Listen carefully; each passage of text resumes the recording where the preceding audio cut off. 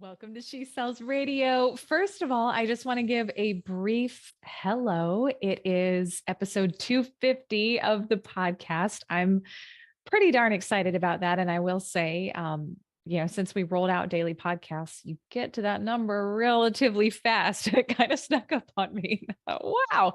I feel like I just did episode 200. So every episode is fun, but this is really fun to have a bit of this landmark moment. So with that, we are also in the midst of the Finish Strong Challenge as I record this. So today is day 13, I think.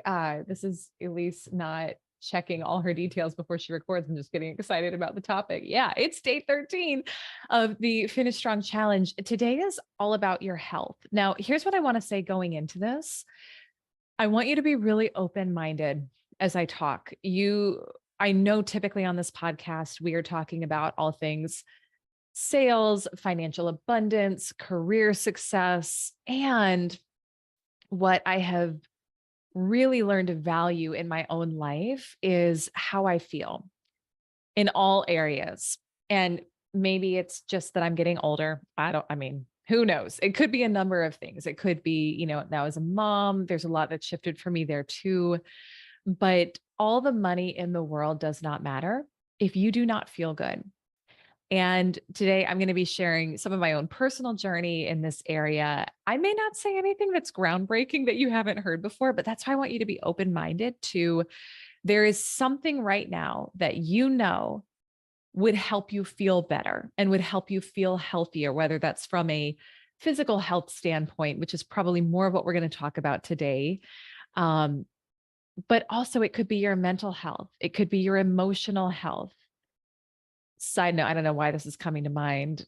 Elise's not first job, but one of my early college jobs, I was actually a personal trainer back in the day. So I know a little something about this. I also got to see a very aggressive sales style where the gym I worked at, you literally went and pulled people off the treadmill and like put them through a really hard workout and made them feel out of shape and then sold them a personal training package.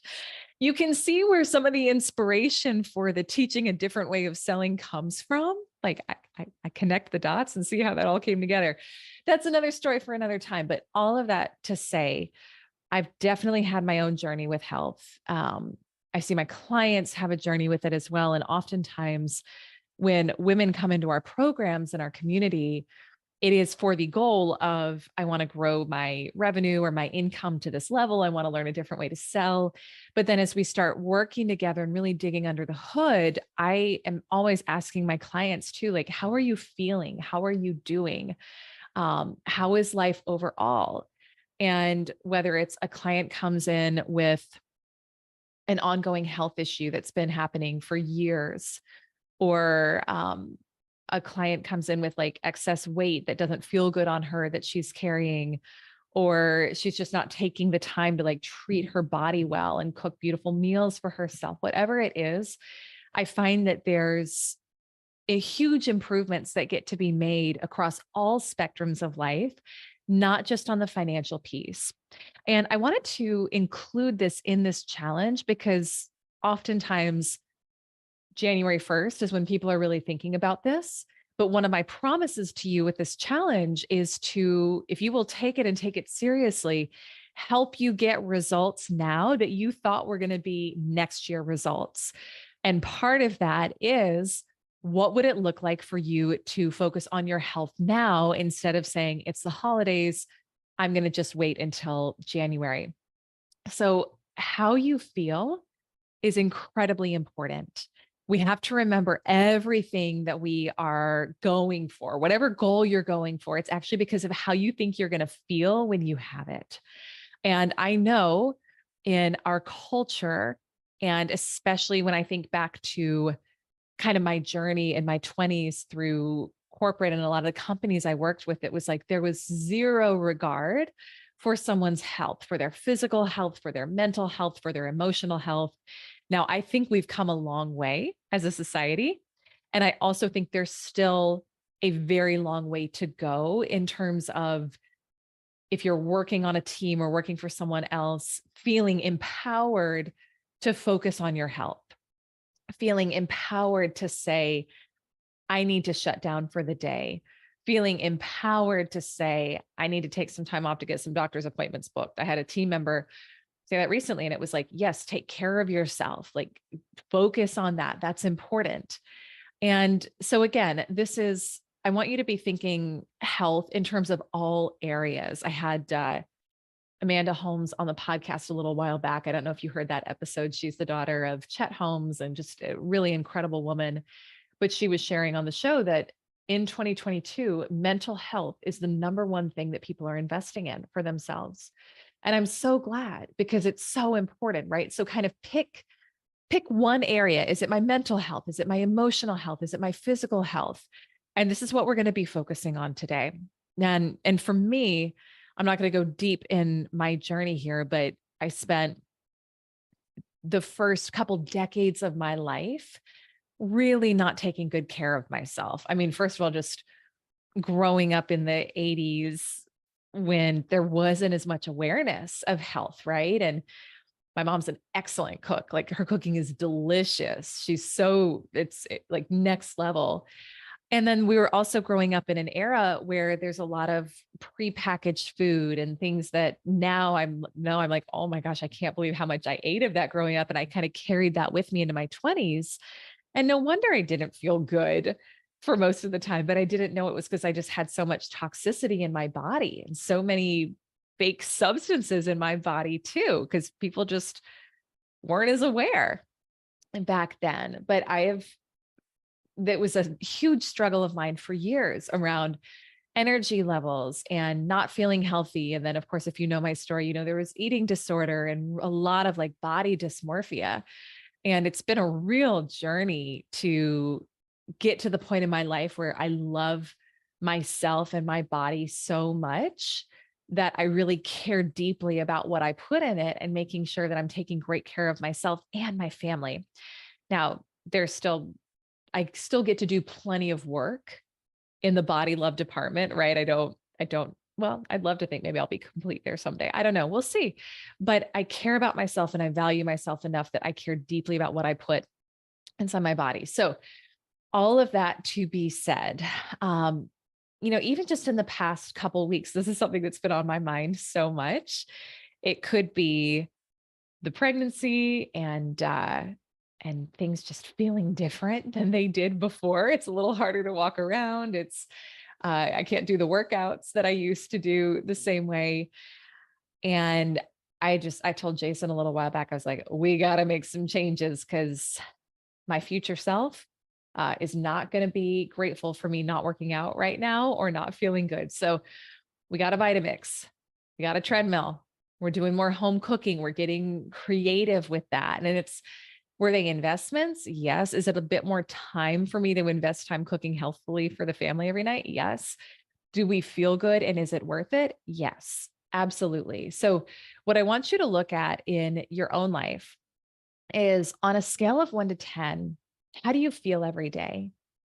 How much energy do you have? So really take a moment and just rate on that scale of 1 to 10, how you're feeling. And it may be helpful to break it down in 3 categories. So say, your physical health, your mental health, your emotional health, and rank those. And as you do that, I want you to know you are worthy of feeling amazing. Like you are worth it. And whatever it is that stands between you being where you are right now, the number you are, and a 10, that's your assignment for today. That's what you get to focus on is what would make me a 10 in this area? What would that look like? Or what's one thing I could do that I know I could do to be a 10 in this area? Because oftentimes on the journey, we don't see the full perspective, but we do at least see the next step. And then that is what you get to decide to do today for the challenge is I'm going to take action on one thing that would move me closer to being a 10 in this area of my health. Again, I know we don't go into this a ton on the podcast all the time, but this is so important for you. I see and I hear from too many entrepreneurs, sales professionals who are burnt out, exhausted, depleted. That doesn't have to be your norm.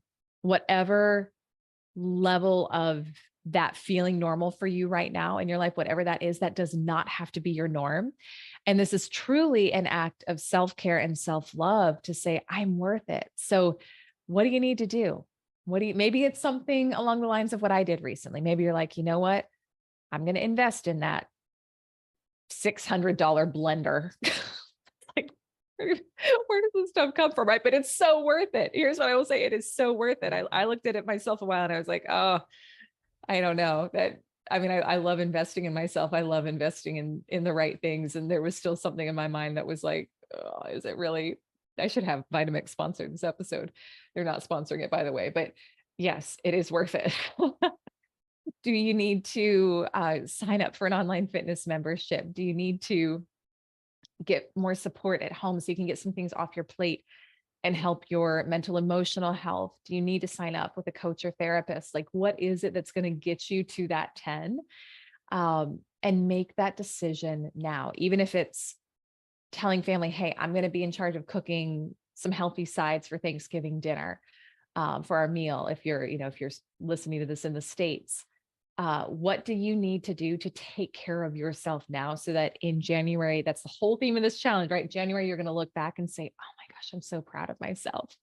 So this is what I want you to do. If you are not yet registered for the challenge, again, we're giving away amazing prizes. You can go to elisearcher.com/challenge, totally free. Get yourself registered. You'll get the workbook that goes along with the challenge. And I want you to today, for day 13 of the challenge, journal. Do what I talked about here. What is one thing I know I could do right now to move me closer to a 10 in the area of my health that's most important for me? Then, as always, what you're going to do is you're going to take your social graphic for this week. You are going to share it on social, check off that you did today's challenge. Tag me. I'm at Elise Archer. Use the hashtag #SheSellsChallenge. You'll be entered to win in our prizes and bonus points if you share what is it that you are doing to move forward on improving your health. So that's your challenge for today. Stay tuned. Day 14 is really, really powerful and important, and it's going to be very moving and impactful for you, I think. So I will look forward to sharing that with you tomorrow on